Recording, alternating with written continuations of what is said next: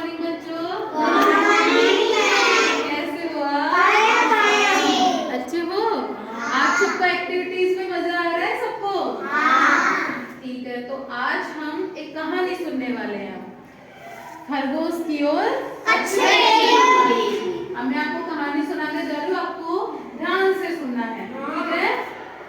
एक जंगल था, जंगल में दो दोस्त थे, एक का नाम था खरगोश, एक का नाम था कछुआ।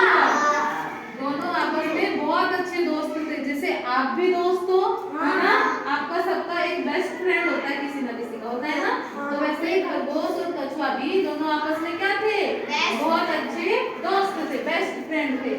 अब दोनों ने एक दिन क्या किया, शर्त लगाई कि पास वहां पे क्या है, पास में एक नदी थी, नदी के किनारे पर एक पेड़ था।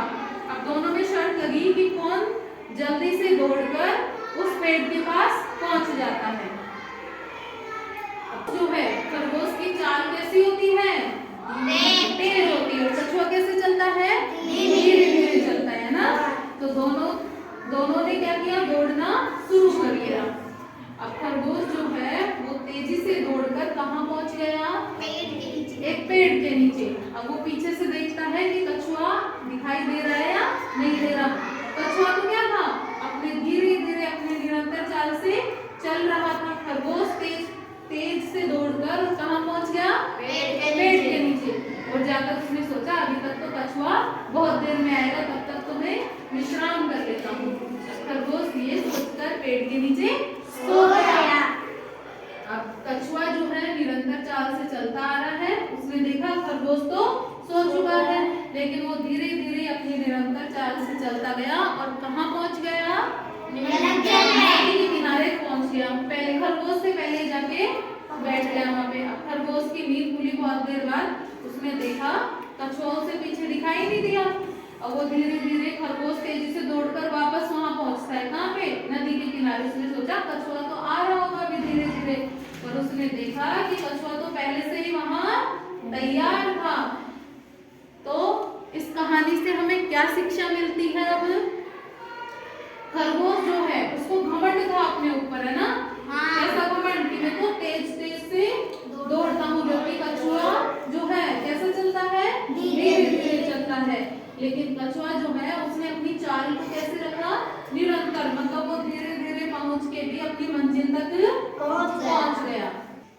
तो हमें भी क्या करना चाहिए, जब एग्जाम है हमारी, है ना, तो एग्जाम से पहले के दिनों में हमें हमारी पढ़ाई धीरे धीरे करके चालू रखनी चाहिए। जैसे रोज का आप 1 घंटे भी पढ़ते हो ना, तो आप एग्जाम तक अपना पूरा जो भी पढ़ा हुआ सब याद रख सकते हो। लेकिन आप एग्जाम के 2-3 दिन पहले से पढ़ोगे तो आपको कुछ भी याद नहीं होगा। जो हाल खरगोश का होगा ना वही आपका होता है।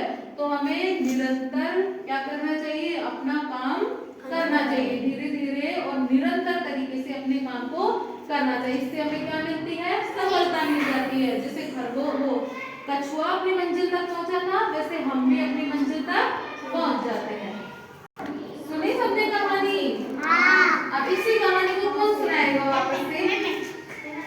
आजो सुनाओ। अब कहानी सुना रही है, आपको ध्यान से सुनना है। एक बार एक जंगल में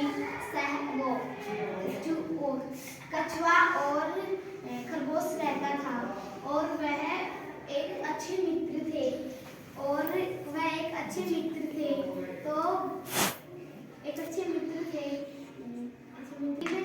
कछुए ने और खरगोश ने एक शर्त रखी, जो दोनों में से सबसे पहले जो नदी के किनारे पहुंचेगा वो ही जीत जाएगा। तो शर्त करने लगे। तो खरगोश सोचा कि ये तो कछुआ तो धीरे धीरे चलता है, तो मैं तो इससे तेज चलता हूँ, तो मैं इससे पहले पहुंच जाऊंगा। तो खरगोश तो जल्दी जल्दी चलने लगा। चलते चलते वह एक पेड़ के नीचे बैठ गया। तो वह देखा कि कछुआ आ रहा है, तो कछुआ तो धीरे धीरे चल रहा था, तो वह इसीलिए पीछे रह गया।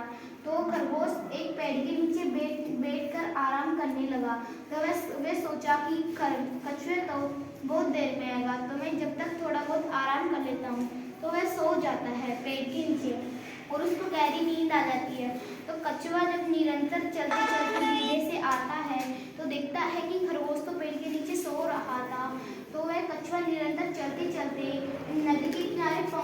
है और जब खरगोश की थोड़ी देर बाद नींद खुलती है तो देखता है कि वह सोचता है अभी तक तो कछुआ पीछे ही होगा। जब वह नदी के किनारे जाके पहुंचता है तो देखता है कि उससे पहले ही कछुआ वहाँ पे बैठा था। तो क्या नाम से कछुआ जीत जाता है और खरगोश पीछे रह जाता है। तो इस कहानी से हमें यह शिक्षा मिलती है कि कभी किसी के ऊपर घमंड नहीं करना चाहिए और अपने ऊपर विश्वास रखना चाहिए कि अपन कर सकते हैं। और कभी कोई लगता है कि घमंड करने लग जाता है कि मैं इससे आगे पहुंच जाऊंगा, जैसे